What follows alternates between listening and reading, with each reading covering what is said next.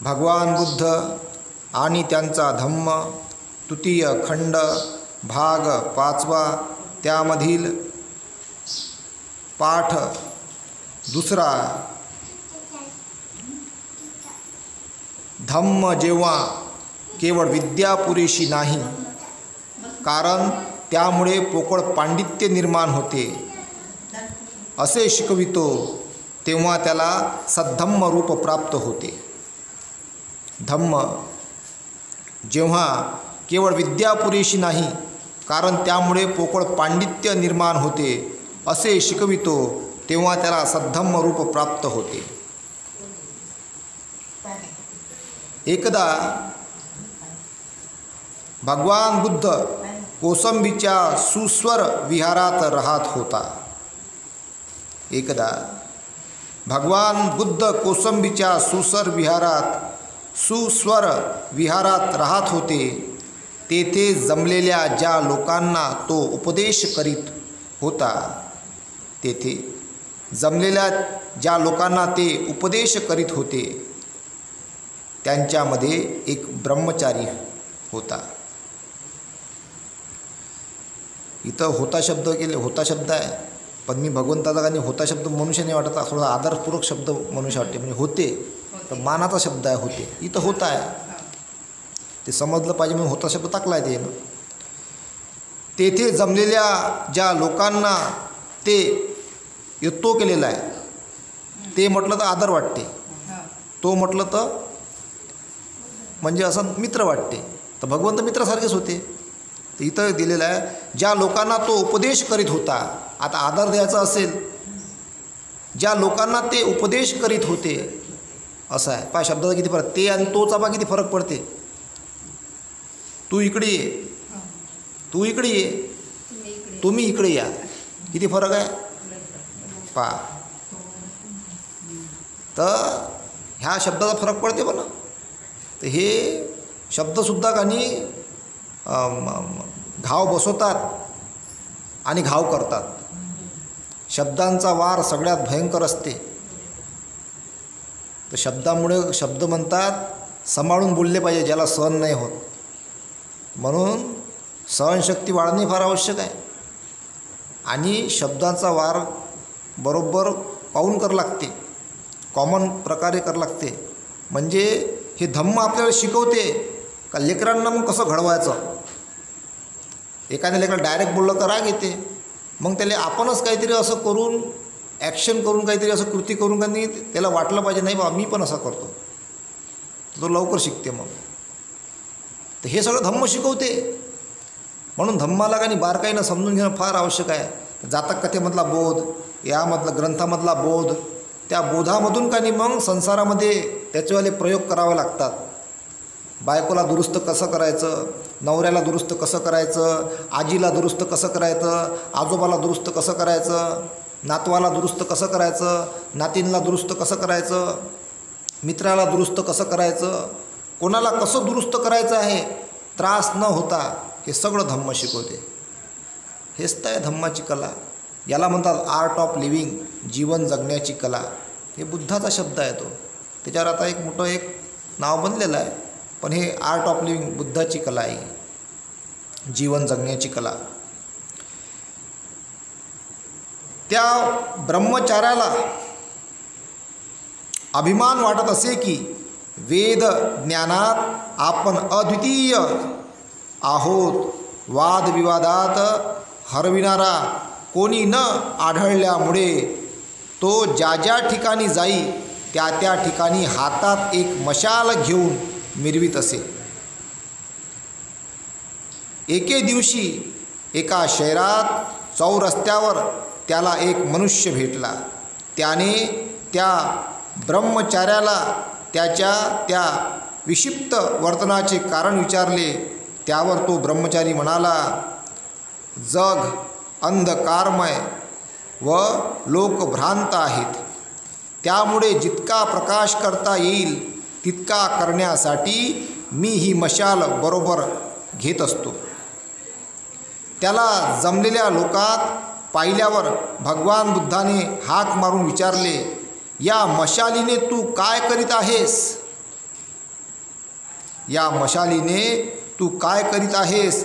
त्या ब्रह्मचार्याने उत्तर दिले, लोक सर्व अज्ञानाच्या अंधकारात चाचपडत असल्यामुळे त्यांना मार्ग दाखविण्यासाठी मी ही मशाल धारण केली आहे. पहा, तो ब्रह्मचारी काय म्हणते, ह्या लोकांना मार्ग दाखवण्यासाठी मी ही मशाल धारण केली आहे. नंतर तथागताने त्याला परत विचारले, खरोखर तू इतका विद्वान आहेस? भगवंतांनी तथागतांनी त्याला परत विचारले, खरोखर तू इतका विद्वान आहेस? धर्मग्रंथातील 4 विद्या म्हणजे शब्दविद्या, ज्योतिर्विद्या, राजविद्या आणि युद्धविद्या तू जाणतोस काय? या विद्याशी आपण अपरिचित असल्याचे त्या ब्रह्मचार्याला कबूल करावे लागले. त्याने ती मशाल फेकून दिली. भगवान बुद्धाने त्याला उद्देशून म्हटले, मनुष्य कितीही विद्वान असला तरी तो जर इतरांचा तिरस्कार करण्याइतका स्वतःला मोठा मानू लागला तर तो हातात मेणबत्ती धरलेल्या आंधळ्या माणसासारखा आहे. स्वतः आंधळा आणि इतरांना तो काय प्रकाश दाखविणार? बघा, इथं अहंकार भगवंतांनी कमी केला. काही एखाद्याच्या अंगामध्ये अहंकार येते ना, मी खूप विद्वान होता, आता कोणाची खिल्ली उडवतो, कोणाची आता मजा उडवतो, कोणाचाही मी आता तिरस्कार करतो. तर इथं भगवंतांनी काय केलं, ज्याच्या कोणाच्या अंगात थोडंसं हे आलं असेल त्याचा अहंकार उतरवण्याचं भगवंतांनी हे काम केलेलं आहे. म्हणून भगवंतांनी इथं म्हटलेलं आहे, मनुष्य कितीही विद्वान असला तरी तो जर इतरांना तिरस्कार करण्याइतका स्वतःला मोठा मानू लागला तर तो हातात मेणबत्ती धरलेल्या आंधळ्या माणसासारखा आहे. स्वतः आंधळा आणि इतरांना तो काय प्रकाश दाखविणार?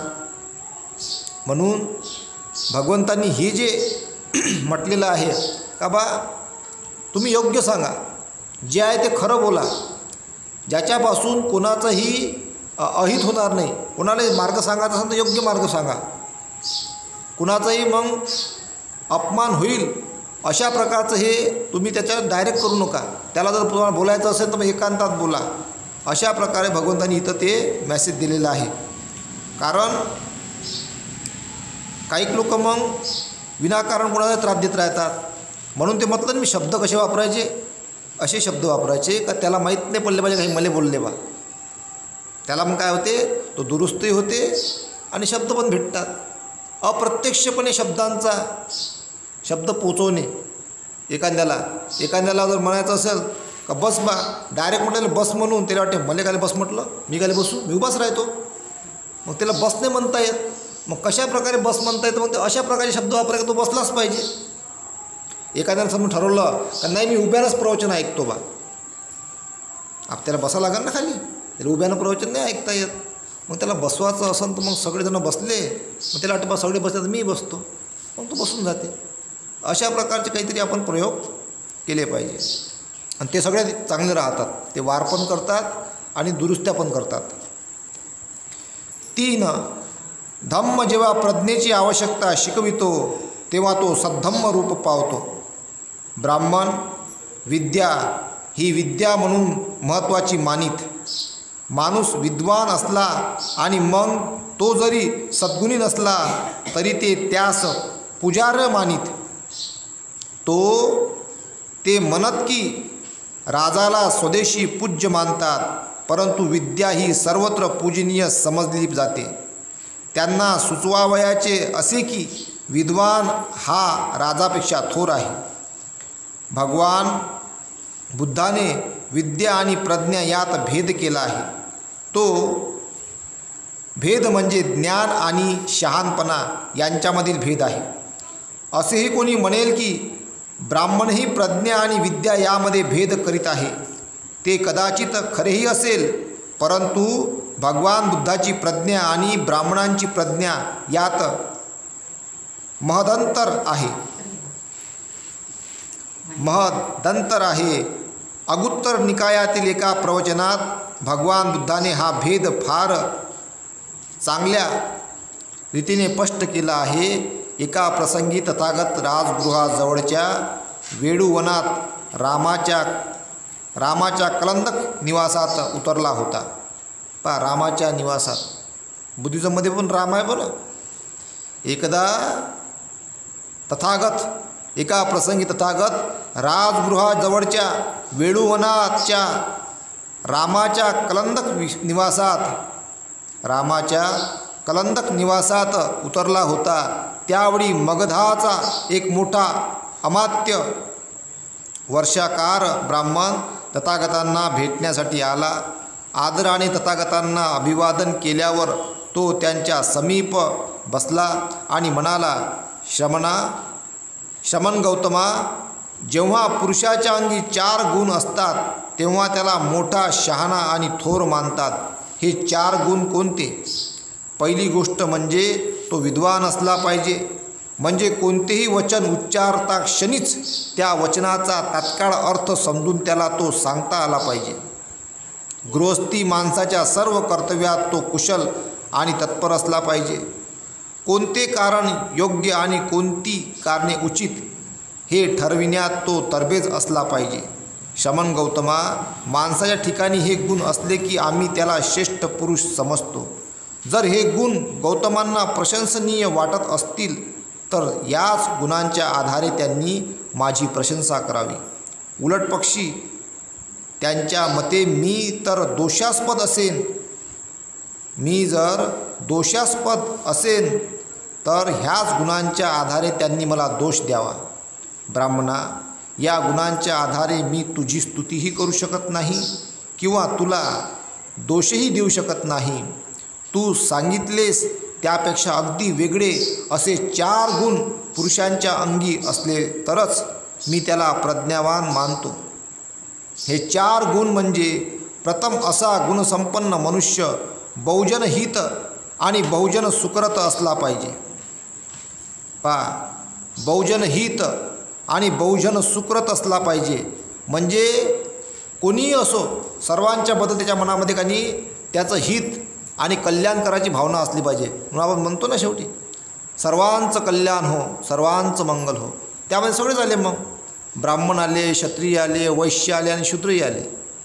तिथं भेदच नाही काही त्या शब्दामध्ये. सर्वांचं कल्याण हो, सर्वांचं मंगल हो. आता आपण हे जे बोलतो, मग हे का बोलतो? कारण जे असमानता निर्माण झालेली आहे, भेदभाव आहे, तो पण दुरुस्त झाला पाहिजे. वरचा पण दुरुस्त झाला पाहिजे, त्या खालचाही दुरुस्त झाला पाहिजे, त्याच्याही खालचा दुरुस्त झाला पाहिजे, आणि सगळ्यात खाली जो आहे त्या व्यवस्थेनुसार, वर्णव्यवस्थेनुसार तोही दुरुस्त झाला पाहिजे. पण धम्मामध्ये यांना समान संधी आहे, म्हणून त्यांच्याकडे एकच शब्द लागू होते, सर्वांचं कल्याण हो, सर्वांचं मंगल हो. इथं भेद नाही आहे. असं नाही म्हटलं इथं का बा याचं कमी हो, याचं जास्त हो. नाही, सर्वांचं मंगल हो, सगळ्यांचं कल्याण हो, सर्वांचं कल्याण हो. तर हा धम्म समानता शिकवतो. पण तिथं समानता नाही आहे, त्यांनी असमानता निर्माण केली. आणि म्हणून आपण त्यांना दुरुस्त करण्यासाठी, कारण ते पण माणसं आहेत, वैचारिक वाद आहे हा, ते विचाराने ग्रासलेले आहेत, रोगी विचार आहेत. त्या रोगी विचाराला दुरुस्त करून चांगल्या विचारामध्ये परिवर्तित करणं, चांगल्या विचारधारेमध्ये परिवर्तित करणं हे आपलं कर्तव्य आहे. हे भगवंतांनी सांगितलेलं आहे आणि ते आपण करत आहोत. कालांतराने भविष्यामध्ये ते दुरुस्त होतील अशी आपण आशा बाळगतो आणि एक दिवस नक्की बदल घडेल. सगळं अंधकार दूर होऊन जाईल. सर्व लोक धम्माच्या प्रकाशाकडे वळतील आणि एक दिवस हे संपूर्ण पृथ्वी प्रकाशमान होईल धम्माने आणि हेच स्वर्ग निर्माण होईल. हाच स्वर्ग आहे. इथेच स्वर्ग. जेव्हा नकारात्मक विचार या पृथ्वीवर तरंगतात तेव्हा हे नरक बनते, आणि जेव्हा बुद्धाचे विचार संपूर्ण पृथ्वीवर पसरतील ना, तेव्हा ही पृथ्वी स्वर्ग बनेल. इतके सुंदर भगवंताचे विचार आहेत. प्रथम असा गुणसंपन्न मनुष्य बहुजन हिताय आणि बहुजन सुकृत असला पाहिजे. स्वभावता रम्य आणि स्वभावताच लाभदायक आहे. अशा आर्य मार्गाचे त्याने पुष्कळशा माणसांना अनुयायी बनविले पाहिजे. त्याने पुष्कळशा माणसांना अनुयायी बनविले असले पाहिजे. कोणत्या मार्गाचे? अशा आर्य मार्गाचे. जे आर्य मार्ग आहेत त्या आर्य मार्गाचे त्यांनी पुष्कळशा लोकांना अनुयायी बनवले पाहिजे. दुःख मुक्तीचा कोणता मार्ग? चौथा. दुःख दूर करण्याचा आर्य अष्टांगिक मार्ग, या आर्य मार्गाचे त्या सगळ्या लोकांना त्याने अनुयायी बनवले पाहिजे. म्हणजे अनुयायी बनले म्हणजे आपोआप ते धम्माकडे वळतात. म्हणून हे भगवंताने 2500 वर्ष अगोदर सांगितलेलं आहे. ज्या विचारांशी समरस होण्याचे तो ठरवितो त्या विचारांशी त्याला समरस होता आले पाहिजे, आणि ज्या विचारांना मनात स्थान द्यायचे नाही असे ठरवितो त्या विचारांपासून त्याला दूर राहता आले पाहिजे.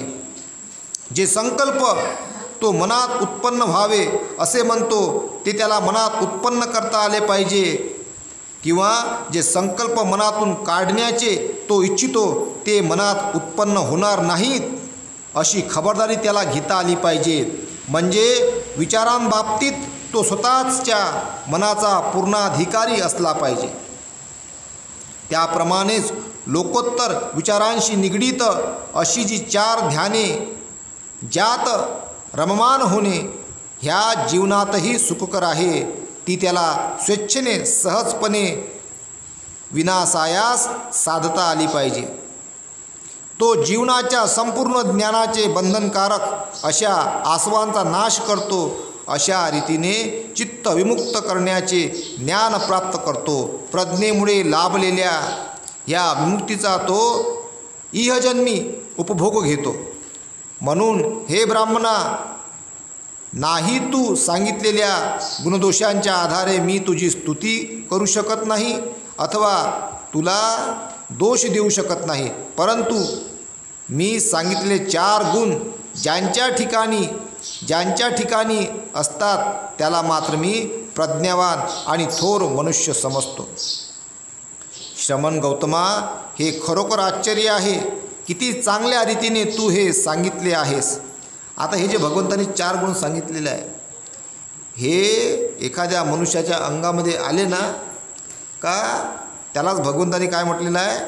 प्रज्ञावान म्हटलेलं आहे. आणि प्रज्ञावान म्हणजे तो झाला जागृत पुरुष. पण हे अंगामध्ये येणं याला फार परिश्रमानं प्राप्त करावं लागते. याची प्रॅक्टिस करावं लागते वारंवार. चिंतन, मनन, ध्यान, हे गुणधर्म, हे सगळे बहुजन हित आहे, बहुजन सुख आहे. आता हे बहुजन हित आहे, बहुजन सुख आहे, हे गोष्ट कशी आहे? सगळ्यांचं हित, सगळ्यांचं सुख, कोणाबद्दल राग नाही, कोणाबद्दल द्वेष नाही, हा भाव तो मनात उत्पन्न झाला पाहिजे. नॅचरल ही अवस्था नाही जर झाली तर मग तो बहुजन हित आहे, बहुजन सुख आहे होत नाही. तर ही भाव, हे जे पुढची अजून सांगितल्या भगवंतांनी त्या बाबी, ध्यानाच्या बाबी, ह्या सगळ्या बाबी एक समरस झाल्या पाहिजे, एकरूप झाल्या पाहिजे सगळ्या व्यवस्थित. तेव्हा त्याला भगवंतांनी काय म्हटलं आहे? प्रज्ञावान म्हटलेलं आहे. तर हे पान नंबर जे आहे 226 याच्यावर दिलेलं आहे. हे आताची जी पिढी आहे तरुण, याने हे गुणधर्म आपल्या अंगी बाळगावे. कसं याला प्राप्त करता येईल याच्यामुळे वेगळ्या पायऱ्या आहेत, त्या पायऱ्यानंच जावं लागते इकडे यासाठी. नाही तर डायरेक्ट म्हटलं आता मी असंच होतो, तसं नाही होत. वाचलं, आता बुद्धीच्या कसोटीवर वाचलं समजून जाईल का बहुजन हित आहे, बहुजन सुख आहे, व्हायचं आहे बा. वाचल्यानं नाही होत ना, याच्या पायऱ्या आहेत, त्या पायऱ्यानंच जावं लागते. पंचशील, अष्टशील, उपोषद, पारमिता असेच जावं लागते इकडं. तसं ते मिळतच नाही. तर पुढे प्रज्ञेमुळे तो जीवनाच्या संपूर्ण ज्ञानाने बंधनकारक अशा आसवांचा नाश करतो. अशा रीतीने चित्त विमुक्त करण्याचे ज्ञान प्राप्त करतो. प्रज्ञेमुळे लाभलेल्या ह्या विमुक्तीचा तो इहजन्मी उपभोग घेतो. म्हणून हे ब्राह्मणा, तू सांगितलेल्या गुणदोषांच्या आधारे मी तुझी स्तुती करू शकत नाही अथवा तुला दोष देऊ शकत नाही, परंतु मी सांगितलेले 4 गुण ज्यांच्या ठिकाणी असतात त्याला मात्र मी प्रज्ञावान आणि थोर मनुष्य समजतो. श्रमण गौतमा, हे खरोखर आश्चर्य आहे. किती चांगल्या रीतीने तू हे सांगितले आहेस. मी स्वतः गौतमाच्या अंगी हे 4 गुण आहेत असे मानतो. त्यानं काय म्हटलं? उलट तो बघा, त्यानं ऐकलं आणि त्यानं स्वतः काय म्हटलं? मी स्वतः गौतमाच्या अंगी हे 4 गुण आहेत असे मानतो. सम्यक संबुद्धाचे गुण आहेत, ते बुद्धच झाला. मग समजून हे गुण आले, पूर्णतः परिपूर्ण आले. आता याचा समजा 1% जरी आला एखाद्याच्या मनात, लय मोठी गोष्ट आहे, लय मोठी गोष्ट आहे. 1%, 100% पकडू आपण त्याचे, 1% म्हणजे लय मोठी ताकद आहे. मग 2% येईल, मग 3% येईल, काय वाढते पुढं असं आपण त्याला केलं पाहिजे. मी स्वतः गौतमाच्या अंगी हे 4 गुण आहेत असे मानतो. तो बहुजनाच्या हितासाठी आणि सुखासाठी झटत असतो. तो त्यांना स्वभावता सुंदर आहे आणि हितकारक आहे हे दाखविणाऱ्या आर्य मार्गात आणून सोडतो. खरोखर गौतम हा ज्या विचारांवर आपले चित्त एकाग्र करावे असे ठरवितो त्यावर तो आपले चित्त एकाग्र करू शकतो. तो आपल्या विचारांचा स्वामी आहे. खरोखर गौतम हा इच्छेनुसार 4 ध्याने करू शकतो. खरोखर तो आसव नाशाने आपले अंतःकरण विमुक्त करतो. ही विमुक्ती तो प्रज्ञेने साधतो आणि त्या स्थितीत तो सदैव राहतो. या ठिकाणी भगवान बुद्धाची प्रज्ञा आणि ब्राह्मणांची प्रज्ञा यामधील भेद अगदी स्पष्ट शब्दात केला आहे. पहा इथं काय म्हटलेलं आहे. खरोखर गौतम हा इच्छेनुसार 4 ध्याने करतो. खरोखर तो आसव नाशाने आपले अंतःकरण विमुक्त करतो. ही विमुक्ती तो प्रज्ञेने साधतो आणि त्या स्थितीत तो सदैव राहतो. म्हणजे जसे एखाद्या सामान्य माणसाचे जसे आपले क्षण मन बदलतात ना, एका स्थितीत राहत नाही बोला, बदलत राहतात. कधी रागीट स्वभाव होते, कधी द्वेषी होते, आहे का नाही, कधी लोभी होते, कधी मोही होते, नाचत राहते चंचलसारखा, कधी इकडल्या खिडकीत, कधी दुःखाच्या खिडकीत, कधी रागाच्या खिडकीत, कधी मोहाच्या खिडकीत, कधी लोभाच्या खिडकीत चालत राहते मन, आहे का नाही. हां, चंचल आहे ना, भटकत राहते. पण भगवान बुद्ध जसे सम्यक संबुद्ध झाले ते त्या स्थितीमध्ये होते एकसारखे, म्हणून त्यांना तथागत म्हणतात. तथागत शब्द सामान्य लोकांना लागत नाही, फक्त भगवंतांना लागतो तो. आता बुद्धीच्या कसोटीवर मी जाणलं ते, पण ही अवस्था प्राप्त करणे म्हणजे फार परिश्रमाचं आहे. आपण नाहीच तिथपर्यंत पोचू शकत. तथागत शब्द हे सामान्य लोकांना लागत नाही, फक्त भगवंतांनाच लागतो. तथागत आहेत ते त्या स्थितीमध्ये सदैव आहेत बुद्ध झाल्यापासून, तसेच स्थायी. तीळ मात्रही त्यामध्ये चुका होत नाही, तीळ मात्रही त्यांच्या बोलण्यामध्ये फरक पडत नाही, तीळ मात्रही त्यांच्यामध्ये कुठलेही गुणदोष तयार होत नाही, एक कणसुद्धा नाही. इतकं ते त्या स्थितीमध्ये सदैव राहतात. सदैव असं होते का आपलं? का नाही, आजपासून मी ह्या स्थितीमध्ये राहतो बा, नाही होत आपलं. आपण त्या भवचक्रामध्ये अटकलेलो आहोत, ज्या भवचक्रामध्ये राग आहे, द्वेष आहे, लोभ आहे, मोह आहे, आणि पहिलं आर्य सत्य आहे, मग दुःख आहे. दुःख आर्य सत्य, त्या दुःखात अटकलेलो आहो ना आपण. चौथं तर लय दूरची गोष्ट आहे, आपण दुःखामध्ये अटकलेलो आहो आपण. पहिलं आर्य सत्य, दुःख आर्य सत्य.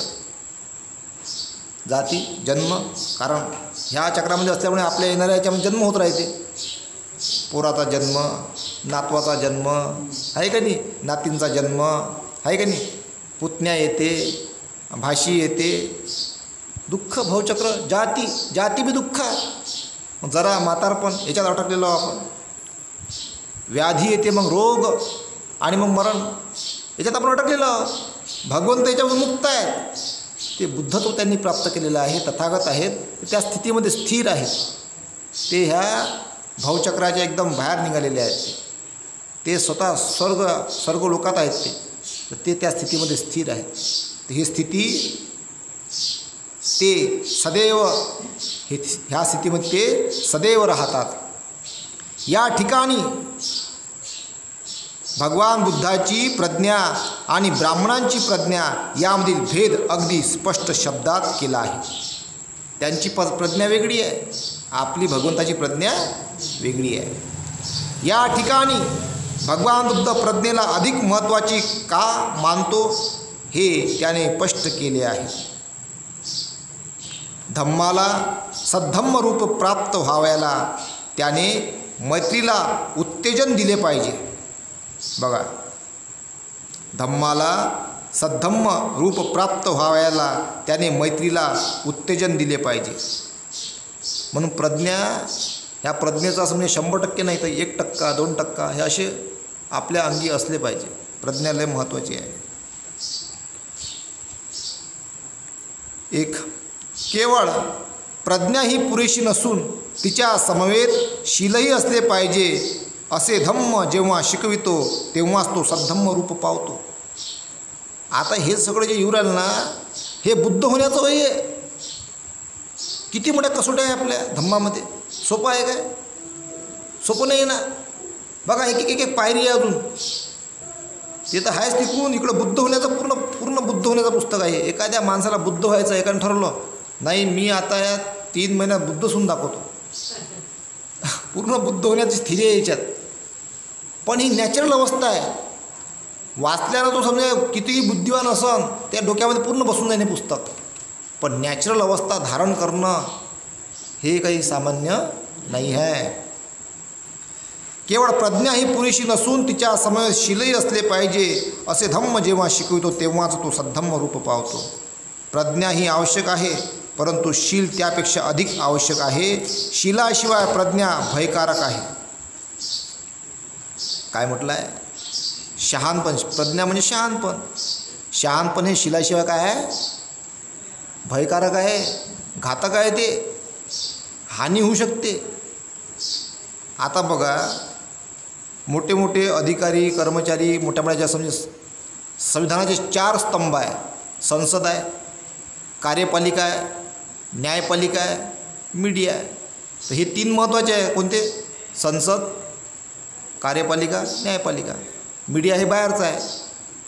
तर यामध्ये प्रज्ञाप्राप्त लोक असतील, मोठ्या मोठ्या पदावर बसलेले प्रज्ञावान लोक आहे बिचारे असतील.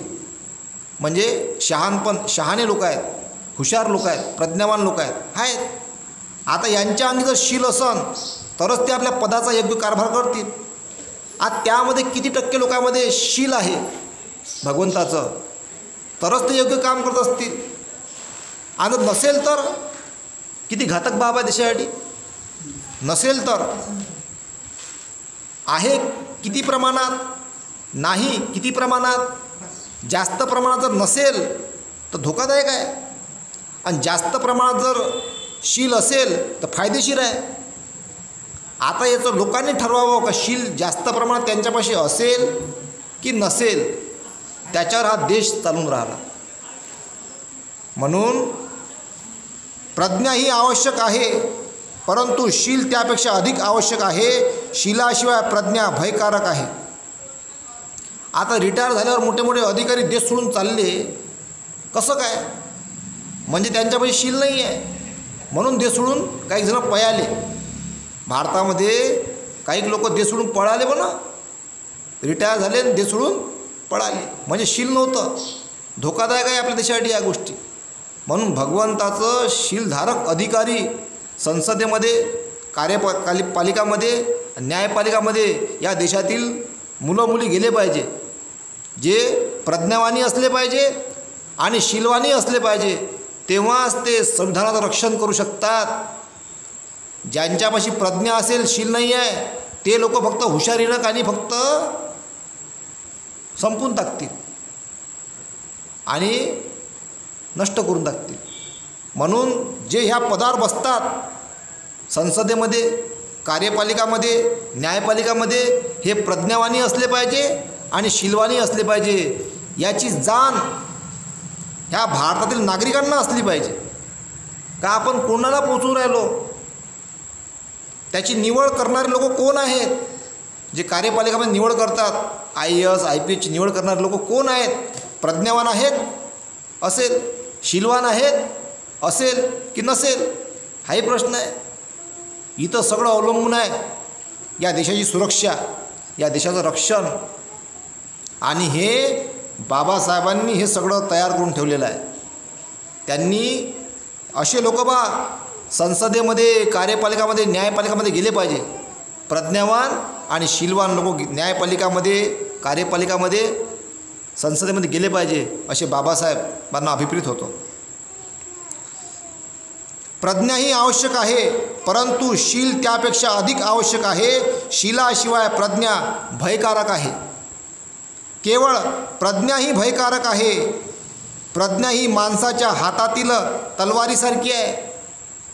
प्रज्ञा ही माणसाच्या हातातील तलवारीसारखी आहे. शीलवान माणसाच्या हाती दुसऱ्याला वाचविण्यासाठी तिचा उपयोग केला जाईल. काय म्हटलं गेलेलं आहे? प्रज्ञा ही माणसाच्या हातातील तलवारीसारखी आहे म्हणते. शीलवान माणसाच्या हाती दुसऱ्याला वाचविण्यासाठी तिचा उपयोग केला जाईल, परंतु शीलरहित माणसाच्या हातून तिचा उपयोग हत्या करण्यासाठी होईल. प्रज्ञा आहे, शील नाही आहे, तो काय कर? हत्या करण. संविधानाची हत्या, संविधानाला कमजोर करणं, देशामध्ये भ्रष्टाचार करणं, हत्या. देशाला कमजोर करणं, हत्या. देश कमजोर करणं म्हणजे हत्या होय. भ्रष्टाचार करणं म्हणजे हत्या होय. म्हणून म्हटलं गेलेलं आहे, परंतु शीलरहित माणसाच्या हातून तिचा उपयोग हत्या करण्यासाठी होईल.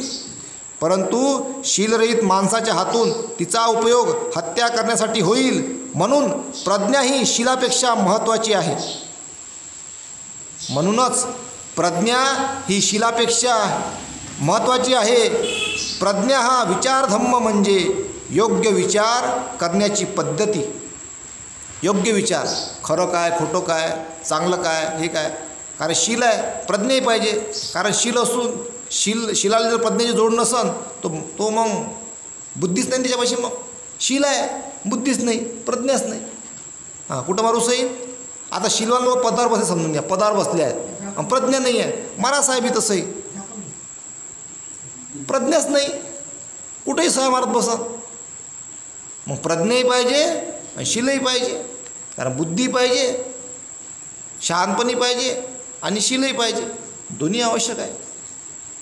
परंतु शीलरहित माणसाच्या हातून तिचा उपयोग हत्या करण्यासाठी होईल. म्हणूनच प्रज्ञा ही शीलापेक्षा महत्त्वाची आहे. प्रज्ञा हा विचारधम्म म्हणजे योग्य विचार करण्याची पद्धती. शील हा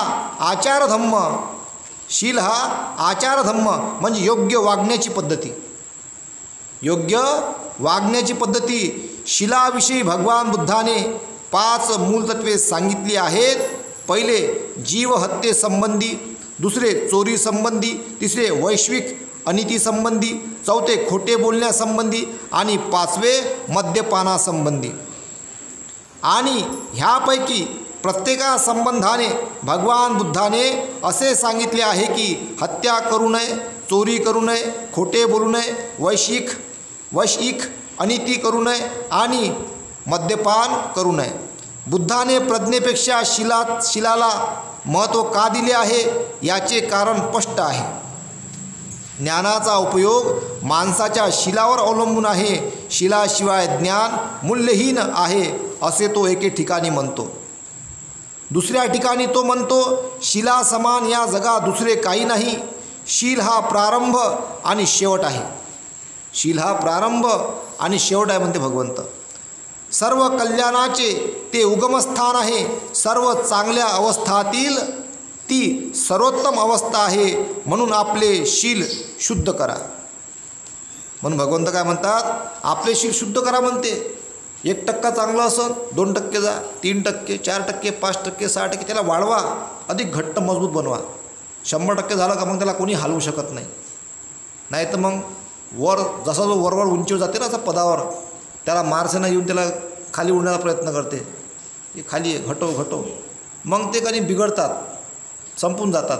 असेच मग मोठ्या मोठ्या पदावर झाले गेलेले लोक त्या शिलामध्ये तुटतात आणि संपून जातात. मग ते ब्लॅकमेल होतात, कमजोर होतात, भ्रष्ट होतात, वाहून जातात. म्हणून तो शील घट्ट पाहिजे, असं मजबूत पाहिजे. शीलच मेन सांगितलं आहे भगवंतांनी पहिले. हे राहिलं बुद्धी जरी थोडीशी असन तर तो चांगलं काम करूनच आज ना उद्या, पण पहिले त्याला शील मजबूत राहायला पाहिजे. आणि तेव्हाच काही तो संविधानाचं रक्षण करू शकते. मग ते कुठल्याही पदावर बसले असू द्या, लहान पदापासून तर मोठ्या पदापर्यंत ज्या ज्या अधिकाऱ्यापाशी शील आहेत, संसदेमधल्या, कार्यपालिकामधल्या, न्यायपालिकामधल्या, म्हणजे ते आमदार खासदार असो कार्यपालिकामध्ये मंत्री असो, मोठे मोठे पदाधिकारी असो, का न्यायपालिकामध्ये जज असो, न्यायाधीश असो, यांच्यापाशी जर शील असेल तरच ते न्याय देऊ शकतात. शील नाही, न्याय नाही. माणूस पाहून न्याय करण म्हणतो, शीलच नाही त्याच्यापाशी, काय न्याय करण? ज्यांच्यापाशी शील आहेत तेच न्यायाधीश न्याय करू शकतात, तेच अधिकारी आपला अधिकार पूर्ण राबवू शकतात, तेच आमदार खासदार आपलं चांगलं कर्तव्य करू शकतात ज्यांच्यापाशी शील आहे. शील नाही, कार्य नाही. आता आपणच ठरवायचं. आता या देशामध्ये शील आणि प्रज्ञाधारक किती लोक आहेत, किती अधिकारी आहेत, किती न्यायाधीश आहेत, किती आमदार खासदार आहेत जे ह्या मार्गाने चालून राहिले, त्यांच्या हातीच देश सुरक्षित राहतो. ज्यांच्यापाशी शीलही नाही, प्रज्ञा बी नाही, आणि खास महत्त्वाचं म्हणजे शील नाही आहे, तर समजून घ्यायचं हा देश धोक्यात आहे, संविधान धोक्यात आहे, हे आपण समजून घ्यायचं. जर शील आहे तर संविधान सुरक्षित आहे आणि देश सुरक्षित आहे. हे दोनच गोष्टी तयार होतात. इतक्या कमी याच्यामध्ये आपण समजून घेण्याचा प्रयत्न केलेला आहे.